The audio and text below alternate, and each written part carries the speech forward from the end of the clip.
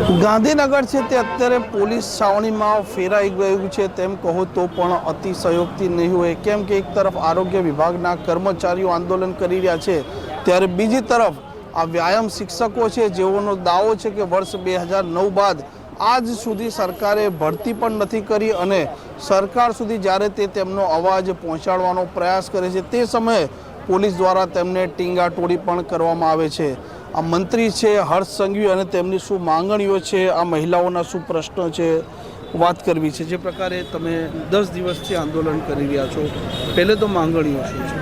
અમારી માંગણી એક જ છે કે પીટી શિક્ષકને કાયમી કરે, બરાબર, અમને એવો ન્યાય આપે, પોઝિટિવ એવો રિસ્પોન્સ આપે, બસ એ જ। વર્ષ 2009થી આજ સુધી ભરતી નથી થઈ। ગઈકાલે પણ જ્યારે તમે સચિવાલયના ગેટ નંબર 1 પહોંચ્યા તે સમયે પણ તમારે પોલીસ સાથે ઘર્ષણ થયું, ટીંગાટોળી થઈ।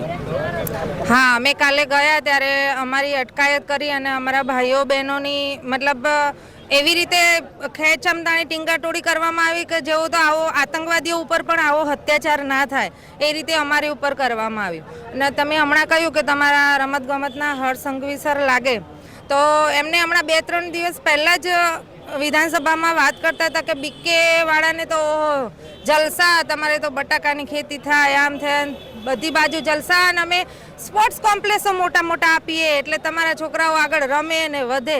પણ છોકરાઓ ક્યાંથી આગળ વધશે કે જ્યાં વ્યાયામ શિક્ષક જ નથી તો છોકરાઓ કેવી રીતે આગળ વધી શકશે કે જે એમને કોઈ જ્ઞાન જ નથી। એક તરફ મુખ્યમંત્રીએ પોતે પણ કહ્યું કે રાજ્યના લોકોની મેદસ્વીતા ઘટાડવાની છે અને 1 વર્ષ કાર્યક્રમ ચલાવશે, વાત તેમણે આજ વિધાનસભાના ગૃહમાં કહી। અને બીજી તરફ વ્યાયામ શિક્ષકોની ભરતી પણ નથી થઈ, તો કેવી રીતે આ કામ આગળ ચાલશે? કેવી રીતે તમે જુઓ છો શિક્ષક તરીકે?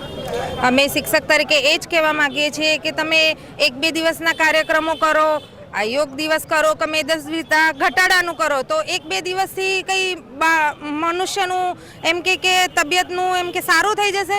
આ યોગા દિવસ કરો છો, 1 દિવસ મતલબ કર્યો યોગા દિવસ એટલે 264 દિવસનું ચાર્જિંગ થઈ ગયું બાળકોમાં, કે 1 દિવસ યોગા ડે કર્યો એટલે બધાનું તબિયત સારી થઈ ગઈ એવું સમજે છે એ લોકો। અચ્છા, તમે 10 દિવસથી ભરતી કરી રહ્યા છો, ઘણી બધી મહિલાઓ પણ છે જે પણ આંદોલનમાં જોડાઈ છે, દિવસ રાત ક્યાં પસાર કરો છો જ્યારે રાત્રે અંધારું થાય, પરિવારજનો પર ચિંતા કરે? અમે દૂર દૂરથી બધા ભાઈઓ અને બહેનો આવ્યા છીએ અહીંયા, આટલી 45 ડિગ્રી ગરમીમાં પણ અમે અહીંયા ખુલ્લા મેદાનમાં જ બેસી રહીએ છીએ। અમારું પણ ફેમિલી છે, અમારા છોકરાઓ છે, એમને એકલા મૂકી અને ઘરે અહીંયા આવ્યા છીએ તો બી અમને ન્યાય મળતો નથી। ભરતી નથી તેના કારણો તમને કયા લાગે છે? કેમ 2009 પછી ભરતી નથી થઈ? હવે અમને એ જ સમજાતું નથી કે એ લોકો અમારી ભરતી કેમ નથી કરતા। 2009 પછી મને તો એવું લાગે છે કે અમારા વ્યાયામ શિક્ષણને મતલબ નાબૂદ કરી દેવા જ માગે છે કે બાજુ ઉપર જ મૂકી દીધો છે, એમને જરૂર જ નથી વ્યાયામ શિક્ષકની એવું મને લાગી રહ્યું છે। જી જરૂરથી। જે પ્રકારે ગઈકાલે પણ પોલીસ સાથે ઘર્ષણ થયું, વાત હજી સાંભળવામાં નથી આવતી, કયા કારણો માનો છો કેમ ભરતી નથી થઈ રહી?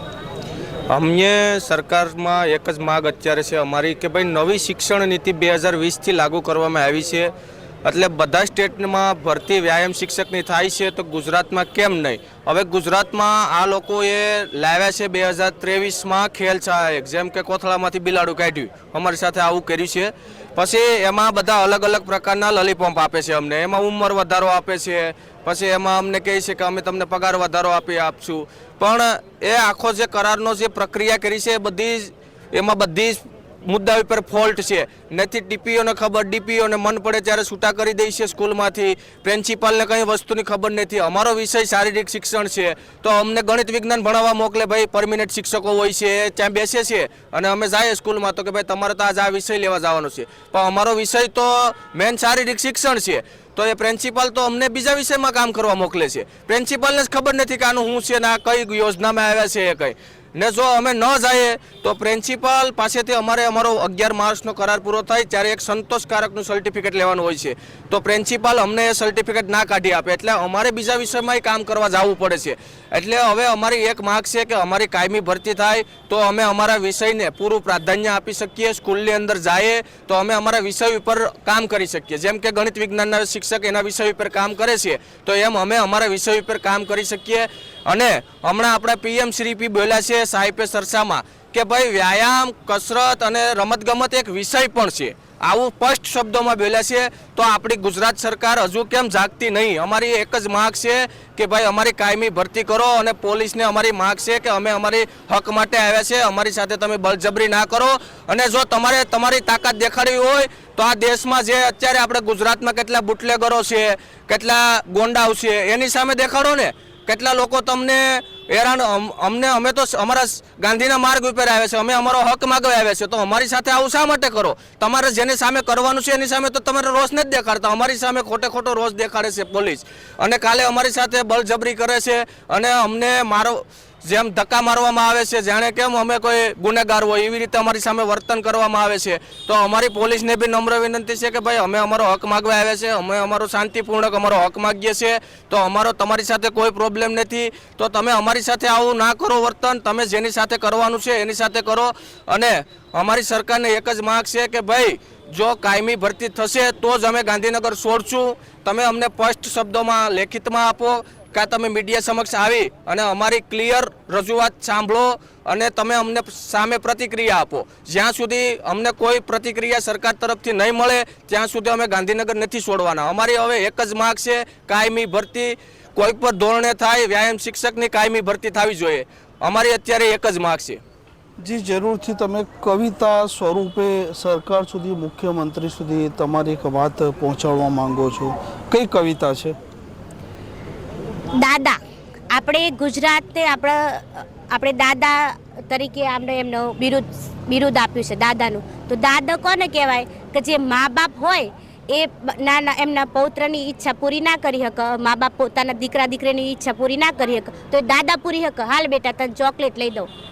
તે દાદાનું બિરુદ અમે એમને આપ્યું છે, તો એમને એટલું મોટું બિરુદ તમને આવી રીતે હેરાન કરવાના. દાદાને કઈ કવિતા તમે કવિતા સ્વરૂપે તમારી વાત કરી? દાદાને એક માટે મેં એક ગીત લખ્યું છે, હું રજૂ કરું છું.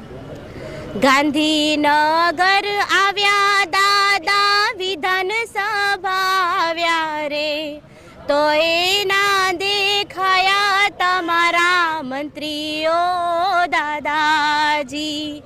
આવેદન આપ્યા દાદા, આંદોલન કર્યા જી, જૂઠા રે દિલાસા અમને દીધા રે દાદાજી. હે 156 દાદા સીટો તમને દીધી જો, તો એ આદિ કર્યું રોડ ઉપર ઢસડાય રે દાદાજી. હે 15 વર્ષ દાદા બેરોજગાર રાખ્યા જો, તો એ રે આંબોને કાયમી ના કર્યા રે દાદાજી. હવે તો કાયમી અમને કરો રે દાદાજી, સાંભળો રે દાદાજી. જી જરૂરથી 10 દિવસથી વ્યાયામ શિક્ષકો આંદોલન કરી રહ્યા છે અને ગુજરાતના મુખ્યમંત્રી ભૂપેન્દ્ર પટેલને જેને લોકો દાદા તરીકે ઓળખે છે અને સરળ સ્વભાવના છે તેઓ વ્યાયામ શિક્ષકો કહે છે, અને તેમનો જે અવાજ છે તે કવિતા સ્વરૂપે દાદાને પહોંચાડવાનો પ્રયાસ કરે છે. જોઈએ હવે આ વ્યાયામ શિક્ષકોનું જે આંદોલન છે તેને કેટલા દિવસ લાગે છે. આ પ્રકારના સમાચાર અહેવાલ માટે નવજીવન ન્યૂઝની ચેનલ જોતા રહો. નમસ્કાર. વૈષ્ણવજન તો તેને કહીએ જે પીડ પરાઈ.